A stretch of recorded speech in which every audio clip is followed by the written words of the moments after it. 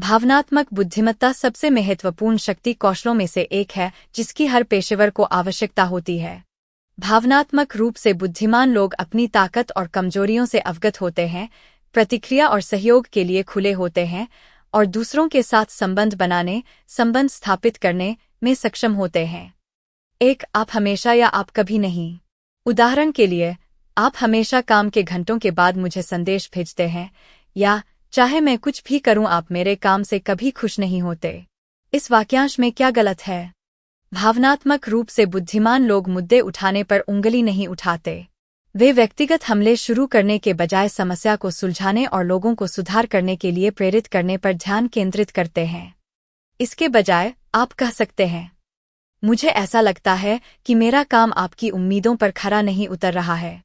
क्या आप मुझे बता सकते हैं कि आप मुझसे क्या बदलाव चाहते हैं ताकि हम एक ही तरंग-दैर्ध्य पर हों? 2, तुम ऐसे क्यों हो?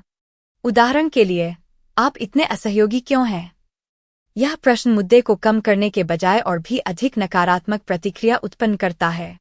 ऐसा लगता है जैसे आप उस व्यक्ति को एक निश्चित तरीके से दोषी ठहरा रहे हैं। यह उन्हें रक्षात्मक स्थिति में लाने की गारंटी देता है। इसके बजाय आप कह सकते हैं, मुझे अपना दृष्टिकोण समझने में मदद करें, या आप मेरे प्रस्ताव के बारे में ऐसा क्यों महसूस करते हैं? विचार यह है कि व्यक्ति को बिना किसी निर्णय के अपना दृष्टिकोण साझा करने के लिए प्रेरित किया जाए ताकि आप आम सहमति पर पहुंच सकें। 3, कुछ भी या कोई फर्क नहीं पड़ता। ये अक्सर सीधे तौर पर अपमानजनक लग सकते हैं। उदाहरण के लिए, यदि आप चाहें तो मैं ये फाइलें आपके साथ साझा कर सकता हूँ। हाँ ठीक है, जो भी हो। या क्या आप हमारे मिशन के बारे में और अधिक जानना चाहेंगे? धन्यवाद, लेकिन अभी यह वास्तव में मायने नहीं रखता। जब इस तरह उपयोग किया जाता है तो ये वाक्यांश बहुत खराब सहानुभूति प्रदर्शित करते हैं। विकल्प क्या है? जब आप सुझावों या प्रस्तावों पर प्रतिक्रिया दें तो उनका उपयोग न करें। इनका उपयोग केवल तभी करें जब आप यह कहना चाहते हों कि कोई गलत विकल्प नहीं है या कुछ वास्तव में महत्वपूर्ण नहीं है।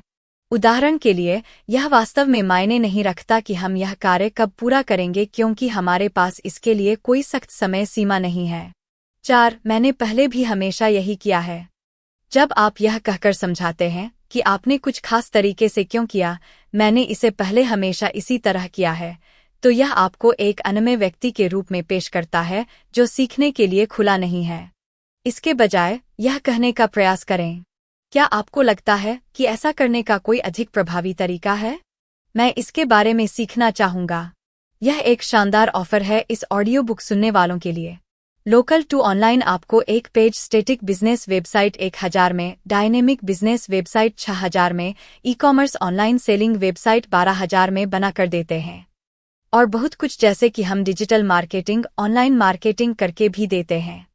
सोशल मीडिया, गूगल पर एडवर्टाइजमेंट, इंस्टाग्राम पर एडवर्टाइजमेंट, यूट्यूब पर एडवर्टाइजमेंट, हर प्रकार की एडवर्टाइजमेंट कर देते हैं। Cold calling, telemarketing, email marketing, ChatGPT, chatbot, हर प्रकार के एआई का उपयोग करना, ऑनलाइन बहुत कुछ करके देते हैं। कंप्यूटर का A to Z काम करके देते हैं। आपको कैसी वेबसाइट मिलेगी? आपकी वेबसाइट का डेमो देखने के डिस्क्रिप्शन पर हमारा मोबाइल नंबर मिलेगा, इस पर आप कॉल कर सकते हैं। आज ही ऑर्डर देने पर हमें कॉल, व्हाट्सएप करने पर आपको मिलता है 6 महीने तक व्हाट्सएप मार्केटिंग के लिए फ्री सॉफ्टवेयर। कूपन कोड है जय श्री राम। 5, मेरे पास इसके लिए समय नहीं है। यह मुहावरा बहुत अपमानजनक लगता है। यह ऐसा है जैसे आप कह रहे हैं कि आप बाकी सभी से अधिक व्यस्त हैं और उनसे अधिक महत्वपूर्ण हैं, और इस तरह का रवैया आप अपने सहकर्मियों या ग्राहकों के साथ नहीं रखना चाहते हैं। इसके बजाय कहें, मैं इसे अपने शेड्यूल में शामिल नहीं कर सकता, या बस, क्या आप इस कार्य को करने में सक्षम होंगे? मैं इसकी अत्यधिक सराहना करूंगा। 6, मैं कोशिश करूंगा। यह वाक्यांश अक्सर प्रतिबद्धता और प्रेरणा की कमी दर्शाता है। अधिकतर इसका मतलब यह होता है कि मैं इस बातचीत को खत्म करना चाहता हूं और वह काम नहीं करना चाहता जो आप मुझसे करवाना चाहते हैं। याद रखें कि अस्पष्ट वादे करके किसी कार्य को टालने के बजाय असहमत होना या स्पष्ट करना ठीक है कि क्या करने की आवश्यकता है। उदाहरण के लिए, यदि आपका सहकर्मी कहता है, क्या आप इस प्रक्रिया को स्वचालित कर सकते हैं?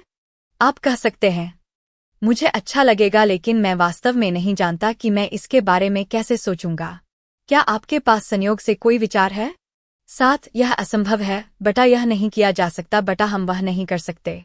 भावनात्मक रूप से बुद्धिमान लोग कभी भी विचारों या संभावनाओं को बंद करने में जल्दबाजी नहीं करते, क्योंकि वे एक नवोन्वेषी और दूरदर्शी कार्य संस्कृति को बढ़ावा देने के महत्व को समझते हैं।